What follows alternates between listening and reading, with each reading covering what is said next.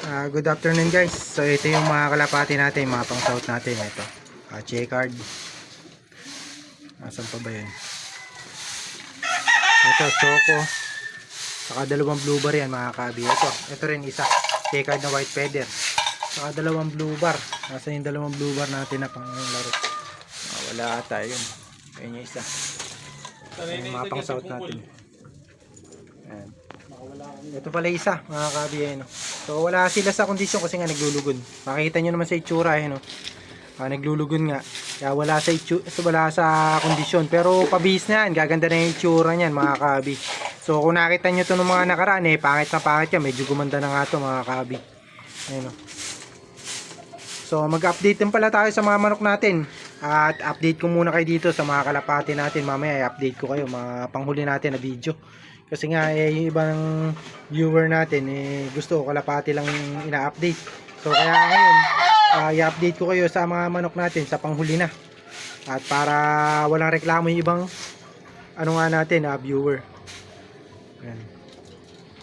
So sa vitamins naman pala, sa mga nagtatanong sa atin kung ano yung vitamins na ginagamit sa Derby. Sa totoo lang, mayroon tayong weekly routine dyan. Sa YouTube channel natin, pwede kong i-post dyan sa pero sa kasi sa karera, lalo na ngayon derby na nga ng norte ng ibang club, mga nagtatanong sa atin kung ano daw yung mga ginagamit natin na vitamins.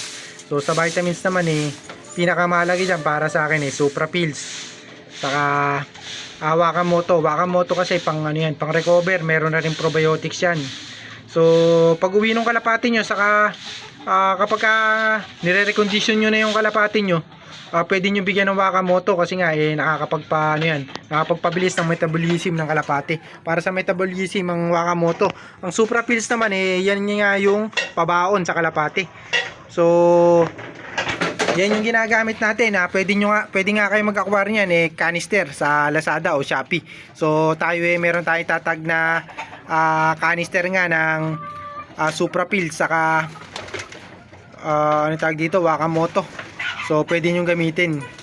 So pwede kayong mag-acquire doon at yun na lang ang gamitin nyo. So yun lang nang may sasuggest ko sa inyo, kasi sa vitamins naman sa kalapati, ang ginagamit natin nung nagde-derby pa tayo is Revicon Forte, amino acids, multivitamins. So kompleto na yan mga kabi.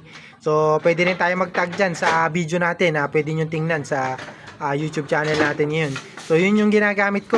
At search nyo na lang, click nyo na lang dito sa itatag ko na product sa video na to.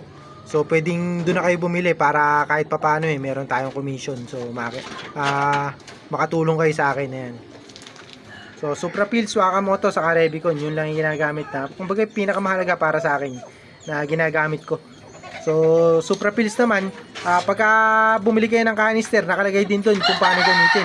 So yung Wakamoto naman, ang paggamit nun pagka umuwi nga yung kalapati nyo, saka kapag halimbawa Miyerkules, so kapag tapos yung mag road training o yung nag-toss kayo ng kalapati, pwede kayo magbigay ng Wakamoto.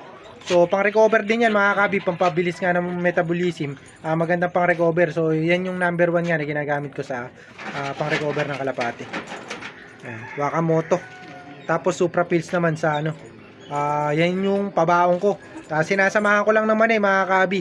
So yung routine natin nandiyan naman sa channel ko, pwede kong i-post nga sa comment section para makita nyo yung weekly routine natin na ginagawa nga. So ngayon kasi wala tayong panglaban na pang norte, kaya hindi ko kayo mabigyan ng video, o hindi ako makagawa ng video na pinapakita yung routine natin. So sa mga nagtatanong mga kabi, ipopost ko na lang dyan sa comment section.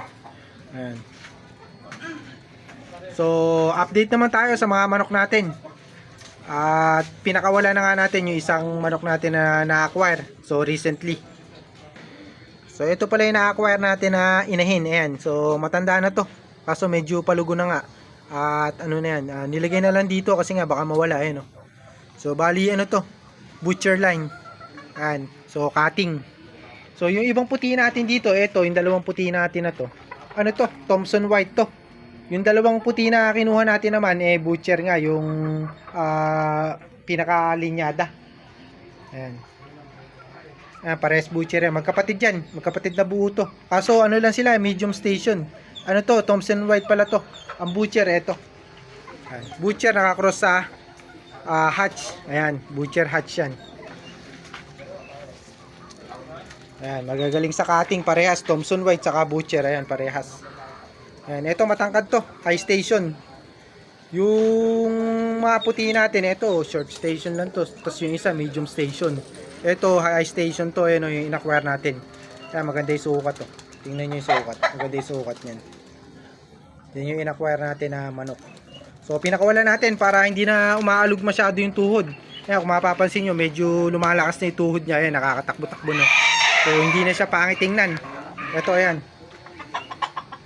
So, kung mapapanood nyo yung unang video natin, talagang umaalog nga yung tuhod niyan. Saka, magkadikit yung paa. Ayan, tumatakbo eh. Puro kalokohan tong manok na yan. Yan. So mataas to mga kabi. Naka ano to?